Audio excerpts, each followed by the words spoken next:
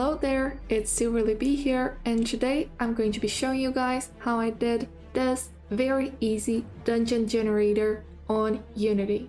This 3D dungeon generator is based on a backtracking algorithm, and even though these rooms here are 3D, you can very easily translate this into a 2D dungeon. On this tutorial, we'll be focusing mainly on making things easy and simple, and on my next tutorial on these dungeons, we're going to be focusing on making this more complex and more robust. Okay, so let's begin. The first thing we're going to need is to create the rooms that we'll be using as our dungeon rooms. I'll be using this package right here, that is the Stylized Hand-Painted Dungeon. You can find it for free on the Unity Asset Store. It's made by L2S Arts. Both the link to this asset on the Asset Store as well as the link to L2S's portfolio will be left down in the description below. So I'll start out by creating an empty game object that will be my room. And inside of here, I'm going to create an empty game object where I'll put all of the floors that I'll be using. We can then enable snapping and just create this room according to what we want to build.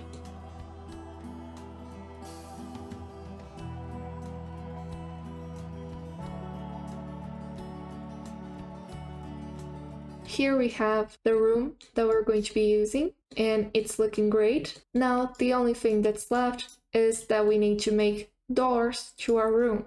And in order to make doors to this room, we're going to separate a new game object here that we're going to be calling our entrances. Inside of it, we're going to drag and drop all of these middle walls because this is where the entrances will be positioned. We can drag and drop it here. We can then just drag and drop the other types of entrances that will be these ones. Okay, so now we have all the objects that we're going to be needing on our room. All we need to do now is label them properly. And it's very important that the doors and the middle walls be named accordingly. And what we're going to be doing is whatever door is here up on the Z-axis is going to be our up door and also the wall up. And whatever door and wall is here on the x-axis, we're going to be calling this the right door. Then this one is going to be the down door and the down wall.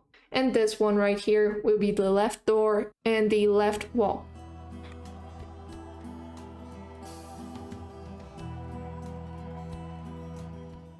Now that we have renamed these objects, what we're going to be doing is just organizing them so they are in this sequence: up, down, right, and left. We can now start working on the room script. We can here create a new folder that we're going to be calling our scripts folder. Inside of this, we're going to create a new C# script that we're going to be calling RoomBehaviour. We can then open this on Visual Studio, and inside of here, we're going to first ask for the walls of our rooms, okay? So we're going to ask for a public game object array that will be our walls. And we're also going to be asking for a public game object array that will be our doors. And the way we're going to be organizing this is the first element will be our up door, the second one will be our down, and then we have right and left. This is how this is going to go. Now we need to create a function here that is going to update our room in order to activate or deactivate the doors and the walls in our room. So we're going to create a new function called update room. Okay, now that we have this, we're just going to be asking here for a bool array that we're going to be calling the status of our room. So here we can see which doors are open and which doors are closed. The way we're going to do this is whenever we have a true on one of these elements of this status array, it means that the door is there, that it's opened in that direction, and it's going to be following this right here. If the element at the 0 index is true, it means that there is a door over there at the upside of our room. So we can go through each and every one of our status elements, so status.length, and inside of here, whenever it's true, we're going to be setting our doors active. So doors at that index.set active is going to be equal to the status at that index. So if it's true, the door is going to be active. If it's false, the door is going to be inactive. As for the wall there, it's going to be the opposite of the door. So here, this is going to be the opposite of the current status at that index. So if it's true, our walls will be inactive, and if it's false, our walls will be active. We can save this, and in order to test this, we can just create one more thing here that we can erase later. This will be a bool array, and this is going to be our test status, and this is just to check if this update room function is working, and we're going to call here update room with our test status. We can then save this, head into Unity, and check to see here if this is working. On our room main object, we're going to drag and drop this room behavior. Inside of here, it's going to ask us for our walls. We can then just lock this here. We select from the up wall down to the left one. We drag and drop it here. And we select all of our doors, drag and drop it here as well. And then we adjust this test status. We say that its size is 4. And inside of here, we tell which doors we want to be opened. So for instance, we want the up door and also the right one to be opened. When we hit play, we can see then that if we go back into our scene, here we have the up and the left door opened. Now, all we have to do is we have to check how this works, how this room here would work with other rooms around. This is the dungeon that we're trying to create. Now that we have all of these rooms right here, what we need to do is first we unlock this on the inspector, and then we can adjust all of these rooms so that they open and close the doors that they need to open and close in order to make a path here.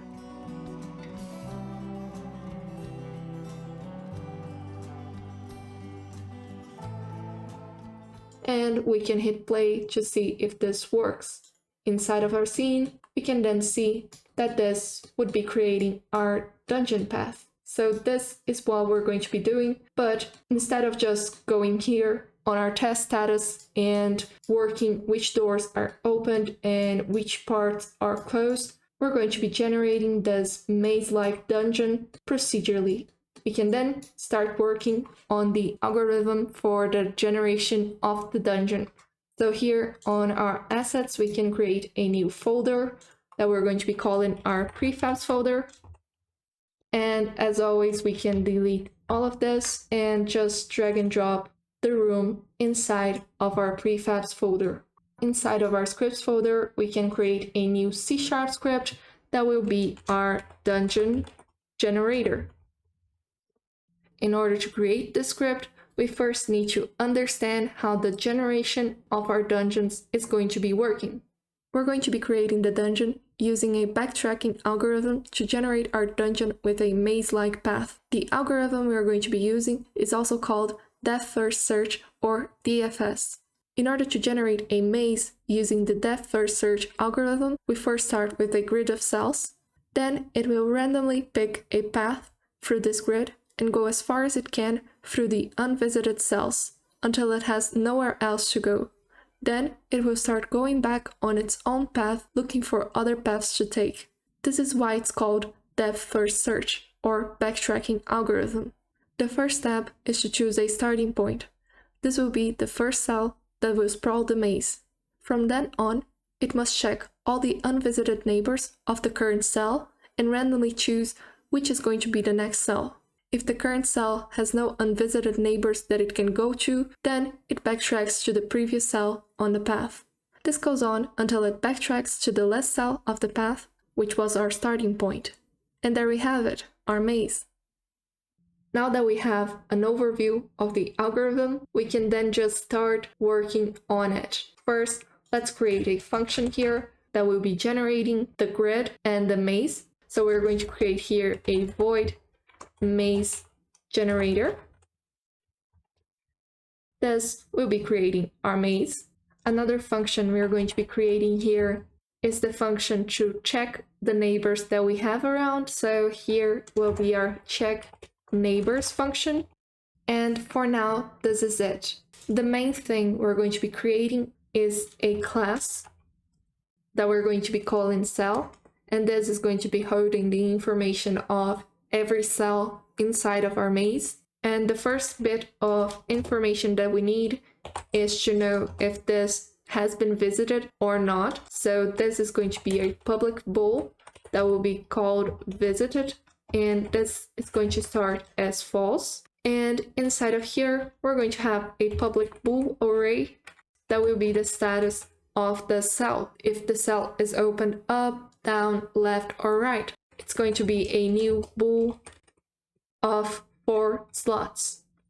Another important thing is that in here, if you take a look, you can see that first, this is going to be either true or false. And here, the status is also a bool, and it's going to be either true or false. So instead of using a bool, we can just use a binary number with 5 bits to represent each of these bools that we're going to be needing in our cell. This could be done, and if you know how to work around binary digits, just transform this into a 5-bit binary digit.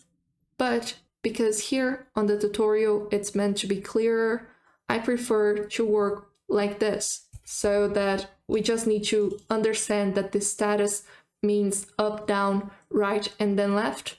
And we don't need to keep track of binary digits and their position. Now that we've created our cell here, we can start asking for the variables that we're going to need in order to generate this dungeon path. The first thing we're going to need is the size of this grid. We're going to be asking for a vector2 that will be our size. And the other thing we're going to be asking for is for our start position. So the position where our dungeon will start. And it's normally going to be 0.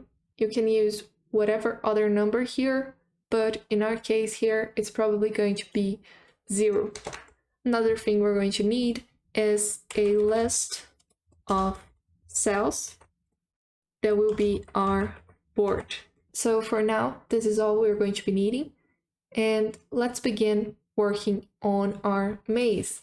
The first thing we need is to start our board as a new list of cells.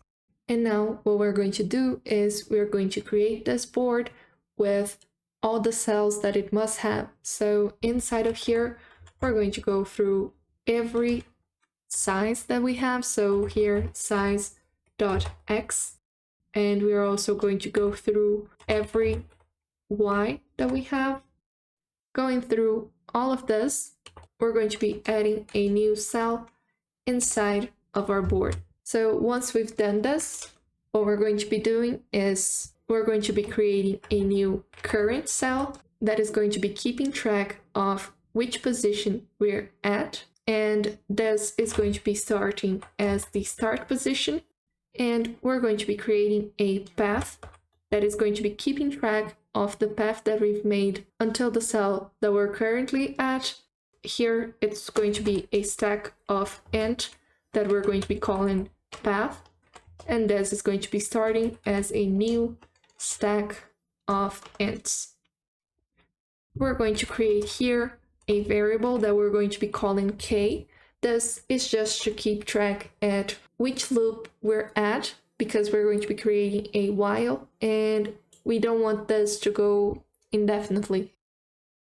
So for now, what we're going to be doing is we're going to be creating a loop here that while k is less than 1,000, and this is because 1,000 is going to be sufficient for us. In our case, we're not going to be making giant mazes, but this might need a bigger number if your dungeon is supposed to be bigger.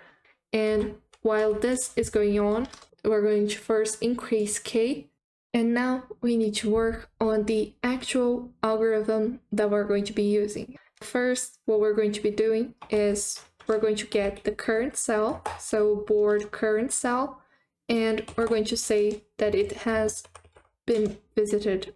So now what we need to do is we need to check the cell's neighbors. And inside of here, this check neighbors, we've said that this is a void. This is not going to be a void. This is going to be returning to us the neighbors of the cell. Let's create this function. First, this is going to be returning to us a list of all the neighbors of the cell. And in order to check the neighbors of a cell, we need to know which cell we're currently checking. So we need the position of the cell. All we need to do is we need to create a list of ints that we're going to be calling the neighbors. And we're going to be returning this neighbors. So what we need to check here is first, we need to check the up neighbor of our cell. And then we're going to be checking the down neighbor, the right neighbor, and the left neighbor in order to check if the up neighbor of our cell is available. We need to check if it exists. So here we need to check if the cell position minus the size dot x is greater or equal to 0. So this here is going to be checking if it's not on the first row, therefore if it has an up neighbor. And now the other thing we need to do is to check if this up neighbor that we know exists hasn't been visited and is available for us. In order to know that, we need to check on the board. We're going to get the cell minus the size dot x in order to get the up neighbor. And because the size dot x is a vector 2 and it is a float, we need to round this to an int. So here we're going to be using a floor to int in order to get the correct cell. And this is not supposed to have been visited. So has been visited has to be false. Inside of here, if all of this is correct, we can then add the position of this neighbor that is right here. We can add this to our neighbors. Now we just need to do this to the down neighbor and the right and the left. And in order to do so, it's going to be pretty similar to this one. But here, instead of a minus, this is going to be a plus. And this has to be lesser than the size of the board in order to not be on the last row. So board.count. And here it's going to be a plus. And also here we're going to be adding a plus instead of a minus. Now, in order to create the right neighbor, it's going to be a little bit different because now it can't be on the utmost right column. And in order to check, what we're going to be using is first here, it has to be a % in order to get the remainder of this division. And this is going to be 0 when it's on the first column. So if we were to check if this is different than 0, we can check on our left neighbor. But because it's our right neighbor, if we add 1 here, this now has to be different than 0. Because normally if it's the rightmost column of our board, then it's going to be equal to size.x minus 1. Then the remainder here is going to be size.x minus 1. And if we just add 1 before, we can check to see if this is different than 0.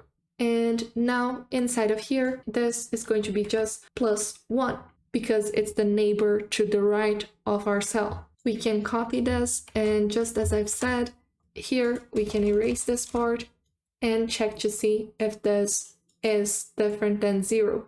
Because if it is, then we're not on the leftmost column of our board. And inside of here, instead of plus, it's going to be minus. And here, instead of plus size x, it's going to be plus 1. And here we can replace this for minus 1.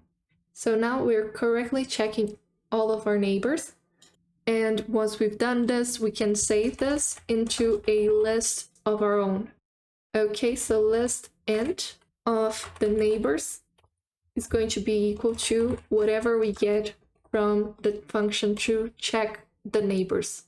And it also requires us to give the position of the current cell. So we just need to pass this current cell that we're working on. Now, if the neighbors count is equal to 0, this means that there are no available neighbors. What we're going to be doing is we're going to be checking the path that we have. So if path.count is equal to 0, we're going to be breaking out of this loop because we've reached the last cell on this path. And if this is not equal to 0, we're going to go back to the last cell. So else we're going to get the current cell as the path.pop. So the current cell will now be the last cell added into our path. Okay, now if we actually have neighbors, if neighbors.count is greater than 0, what we're going to be doing is first we need to add this current cell to our path. So path.push, and we're going to push the current cell. So now we just need to choose a neighbor at random. So the new cell is going to be a random neighbor. So neighbors, we're going to be getting one of them at random. So random.range, it's going to be 0 to neighbors.count. Now we're getting a new cell that is randomly chosen between our neighbors. All we need to do is check if this goes up, down, left, or right. If our new cell is greater than our current cell, then this path is going down or this path is going right. In order to check if it's going right, all we need to do is to check if this new cell minus 1 is equal to the current cell. If it is, then we are sure that this is going right. If this is going right, then we need to access our cell. On our current cell, we're going to say that its status on the right position is going to be equal to true. And we're going to say that the current cell now is equal to our new cell. And we can copy this part over here. We're going just to say that on our new cell, the left path is open. Now, if this is false, then we can copy this part and just replace the numbers with the appropriate numbers. Our current cell is open downwards, and the next cell is going to be open upwards. Now, if this is smaller, then we can do the same thing in order to check here, but instead of down or right, it's going to be up or left. In order to check if this goes left, we can ask if new cell plus 1 is equal to the current cell. Then it goes left. If this goes left, then the current cell opens to the left, and the next cell is going to be opening on the right. Now, if this is false, then here it's going to be opening up, and here it's going to be opening down. Now that we've generated the maze, what we can do is start working on generating the dungeon. In order to create our dungeon, we're going to be reading our board in order to see how each cell is going to be behaving. And if one of these cells has been visited, we're going to be creating the cell and updating its room using the update room here in order to pass down its status. First, what we're going to be doing here is deleting this. We can then just delete this start function. We're just going to need this update room function, and this is going to be public. We can save this. Now, once we've generated our maze inside our board, we can call the void generate dungeon. Inside of here, we're going to be creating each room that we've defined here on our maze generator. And what we're going to be doing is at the start, we're going to be calling the maze generator. And once we've run this maze generator, we're going to be calling this generate dungeon. Okay, so inside of here, we're also going to need a reference to the prefab that we're going to be using. In this case, it's going to be a game object that will be our room. So in order to instantiate our board properly, what we're going to need as well is a vector2 that will be our offset. This is going to be the distance between each room. Inside of here on our generate dungeon, we're going to go through all of the rows and all of the columns of our board. We can then instantiate our room, and it's going to be instantiated in a position according to the offset that we're going to be setting. The position is going to be I multiplied by the offset dot x. On the y, it's going to be 0, and on the z here, it's going to be j multiplied by offset dot y. And sorry, this here is going to be new vector3, and here it's going to be quaternion dot identity, and its parent is going to be the current game object. Another thing we need to do is we need to call this function over here with the status of this room, okay? So inside of here, we can use a var new room, and this is going to be equal to this dot get component. We're going to be getting the room behavior component, and to this new room, we can call the update room and pass the status of this cell. Okay, so it's going to be board I plus j multiplied by size dot x, and this here has to be an int. So let's use math f dot floor to int. What we're going to be passing is not just the cell, but the status of the cell. We can save this. This should be working correctly. Let's check to see on Unity if this works. So here we have our room. We can just delete this. We can create our new empty game object that will be our generator. We can then reset its transform and use this dungeon generator here. First, we're going to drag and drop this prefab into our room here.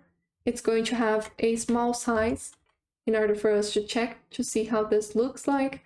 And to check the offset that it's supposed to have, we're going to create this room right here. We're going to duplicate this and check to see what the offset is supposed to be. And we can see here that the offset is supposed to be of 6. On our generator, we can inform that the offset is of 6. And our start position can be 0. We can then hit play and see if this is working.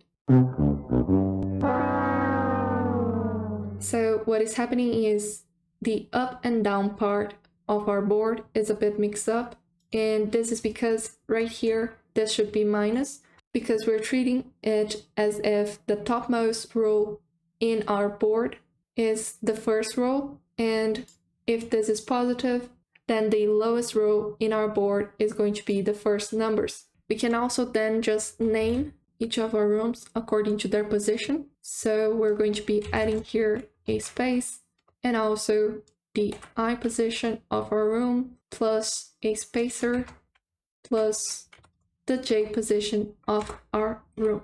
Saving this, we can head into Unity and see if this is working this time. Hitting play, we can go back to our scene And as we can see, it looks like it's working correctly. So if we were to start here, we can then just go through all of these rooms, and we have here our little dungeon. As of now, we've created a little bit of a maze dungeon. Another thing we can do in order to make this more interesting and not just be limited by the square shape is, instead of just going through this loop and going through every single one of our cells, what we can do is we can establish a last cell that here in our case will be the last cell inside of our board, okay? And if here, right after we've considered this cell as visited, if the cell is equal to board.count -1, this means the last cell of our board, then we're going to be breaking out of this loop. Now all we have to do is, when we go through here generating our dungeon, what we need to check is if this room has been visited. We're going to get the current cell. This is going to be equal to this right here. And instead of using this, we can just use the current cell. If this current cell has been visited, then we can instantiate this cell. So if it's visited, then we can instantiate it. If it hasn't been visited, then we're not going to be instantiating this cell. You can save this, head into Unity, and check to see how this works with a bigger board. So let's go with a 10 by 10 board. We can hit play and check to see how this works. Inside of our scene, we can see now that our dungeon has a more interesting shape. And it goes from the starter cell up until the last cell. And you just need to create your player inside of this starter cell and make, I don't know, a treasure room or a boss fight here on the last room, and here you have it.